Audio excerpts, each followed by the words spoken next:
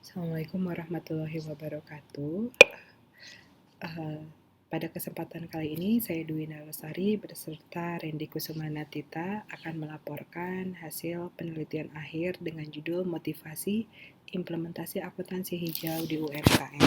Kami berdua berasal dari program studi akuntansi Fakultas Ekonomi dan Bisnis Universitas Jenderal Ahmad Yani, dan program penelitian ini dibiayai dari Hibah Penelitian Kompetitif Unjani tahun anggaran 2022 dengan skep 183 garis miring Unjani garis miring bulan 5 garis miring 2022. Kami sudah membuat laporan ini sesuai dengan sistem sesuai dengan panduan yang ada di dalam sistem LPPM. Terdapat 6 bab yang ada dalam laporan tersebut, tetapi kami baru menyelesaikan sampai di bab 5. PR kami selanjutnya adalah menyelesaikan di bab 6. Laporan ini sudah kami upload di SIM. Baik, saat ini saya akan memaparkan mulai dari pendahuluan sampai diskusi akhir. Tema yang diangkat pada penelitian kali ini adalah Green Accounting dengan judul Motivasi Implementasi Green Accounting di UMKM.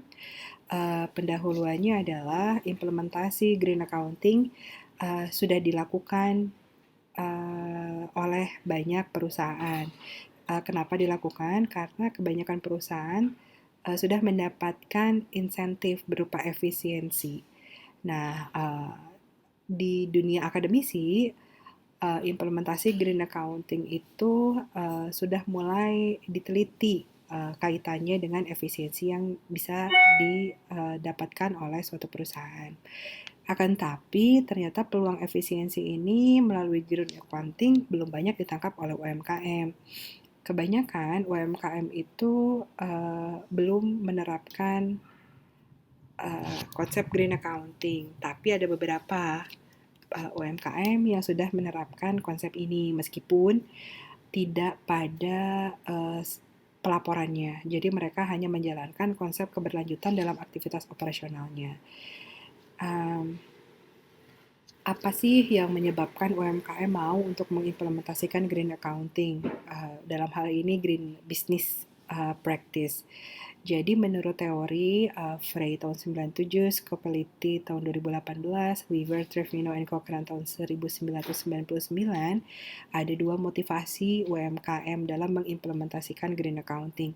Yang pertama adalah berupa motivasi internal dan yang kedua adalah berupa motivasi eksternal. Subjek penelitian kali ini bernama Warung Seribu Kebun. Jadi UMKM ini merupakan UMKM yang home base-nya ada di Bandung, di Arca Manik lebih tepatnya, di mana kegiatan operasional utamanya adalah menjual produk lokal sehat. Jadi seluruh prosesnya itu mereka memastikan bebas pengawet, organik, dan tentu saja ramah lingkungan. UMKM ini pada awal berdirinya bukan didirikan untuk profitabilitas sebenarnya, tapi mereka lebih ingin menjadikan UMKM ini sebagai ruang interaksi antara petani, artisan lokal, dan orang yang peduli pada makanan sehat. Jadi untuk profitabilitas itu bukan merupakan faktor utama mereka dalam mendirikan perusahaan ini. Nah, UMKM ini didirikan oleh yang namanya Bapak Ali Abdullah. Beliau selain penggiat sebelum mendirikan Warung Seribu Kebun, beliau adalah penggiat komunitas Seribu Kebun. Jadi sebelum jadi UMKM, UMKM ini berasal dari komunitas yang namanya Komunitas Seribu Kebun. Fokusnya sama, yaitu ingin menghasilkan produk yang bebas, yang ramah lingkungan, bebas dari pengawet ataupun pupuk pestisida yang berbahaya, dan mereka ingin hasil dari tanaman yang mereka sayur mayur atau buah yang mereka tanam itu bisa bermanfaat bagi masyarakat sekitar. Jadi itu awal mula dari warung atau UMKM ini. Dari hasil dan pembahasan, kami melakukan wawancara, kami juga melakukan observasi langsung ke tempat UMKM ini berada, dan kami juga melihat menganalisis beberapa dokumen yang berupa artikel. Jadi Warung Seribu Kebun ini sudah banyak diwawancara oleh Kementerian BUMN, terus udah gitu dari pemerintah Kota Bandung, juga beberapa penelitian sudah menjadikan Warung Seribu Kebun ini sebagai objek penelitian. Nah, jadi kami melakukan triangulasi data, wawancaranya tidak hanya dilakukan kepada Bapak Ali Abdullah selaku founder, tapi juga kepada staf yang bekerja di Warung Seribu Kebun. Dari hasil pembahasan kami mengidentifikasi dua motivasi, yaitu motivasi eksternal dan motivasi internal, di mana motivasi eksternal ini terdiri dari pelanggan, pemerintah, dan pemasok. Kami menemukan bahwa motivasi eksternal ini bukan merupakan motivasi utama Warung Seribu Kebun dalam menjalankan green accounting. Kenapa? Karena dari sisi pelanggan ternyata Warung Seribu Kebun ini muncul bukan karena permintaan pelanggan, tetapi malah pelanggan merupakan faktor yang diedukasi oleh Warung Seribu Kebun untuk ikut mendukung produk dan usaha yang berkelanjutan. Sedangkan dari sisi pemerintah itu tidak membedakan dukungan yang diberikan kepada UMKM yang menjalankan green accounting dengan UMKM yang tidak menjalankan UMKM yang tidak menjalankan green accounting. Jadi pada dasarnya UMKM Warung Seribu Kebun ini tidak merasakan insentif dalam menjalankan praktik bisnis berkelanjutan karena semua UMKM mendapatkan fasilitas yang sama, pelatihan yang sama gitu ya. Tidak ada insentif khusus bagi Warung Seribu Kebun karena sudah menjalankan praktek bisnis berkelanjutan tersebut. Sedangkan yang terakhir adalah pemasok. Kalau pemasok ini biasanya terutama pemasok yang besar, mereka memiliki privilege atau mereka memiliki syarat gitu. Siapa saja perusahaan yang bisa mengambil barang di supplier tersebut. Biasanya mereka punya syarat yang boleh mengambil barang di supplier ini tuh harus sudah menjalankan green practice atau misalnya sudah menjalankan green accounting. Tapi untuk UMKM ini ternyata yang terjadi adalah kebalikannya. Jadi Warung Seribu Kebun ini menjalankan praktek bisnisnya tuh bukan karena ingin mengambil dari supplier tertentu. Malahan pemasok yang ingin mengirimkan barang ke UMKM Warung Seribu Kebun ini harus ngikutin spesifikasi yang diinginkan oleh UMKM. Jadi misalnya mereka harus memastikan produknya bebas dari bahan yang berbahaya, produknya itu harus kebanyakan harus lokal dan organik, lalu memastikan setiap aktivitas operasionalnya tidak membahayakan lingkungan. Jadi terbalik, bukan pemasok yang membuat kriteria produk yang bisa dibeli, tapi pemasok yang mengirimkan barang itu harus sesuai sama keinginan dari Warung Seribu Kebun ini. Sedangkan dari motivasi internal, kami mengidentifikasi ada 4 motivasi, yaitu personal value, budaya, kinerja keuangan, dan efisiensi biaya.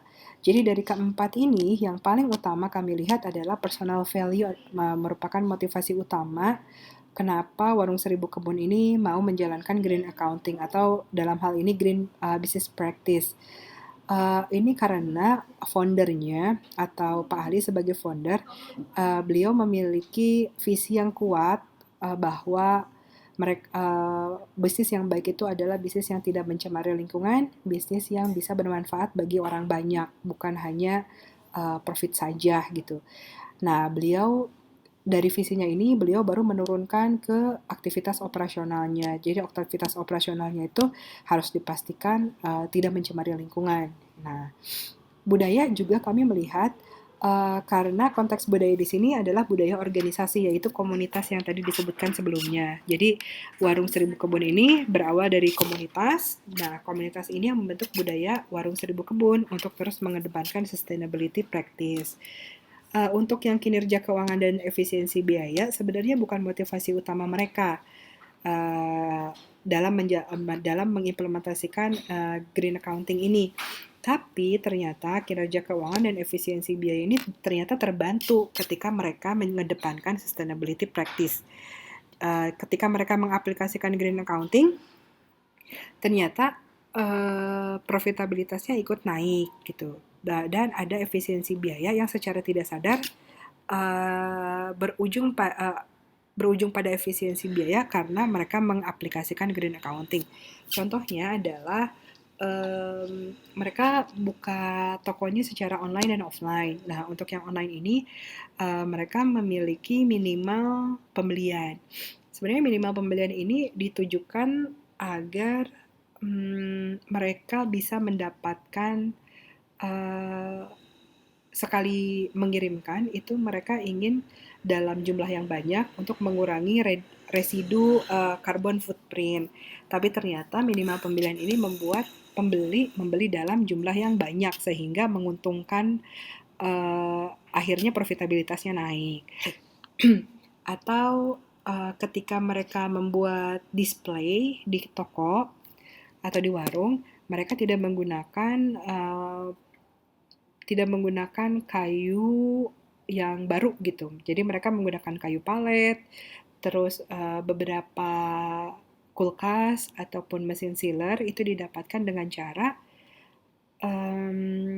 dipinjamkan dari supplier sehingga mereka tidak harus keluar modal untuk itu. Nah, praktek-praktek seperti ini secara tidak sadar dilakukan oleh Warung Seribu Kebun ternyata mereka menjadikan mereka bisa menghemat biaya dan meningkatkan profitabilitas mereka. Selama pandemi kemarin, orang-orang lebih bukannya turun profitabilitas malahan naik karena setelah pandemi banyak orang lebih sadar akan pentingnya kesehatan. Begitu. Jadi kami sudah selesai di hasil dan pembahasan, tinggal membuat kesimpulan. Sedangkan untuk artikel sedang dalam proses pembuatan. Terima kasih.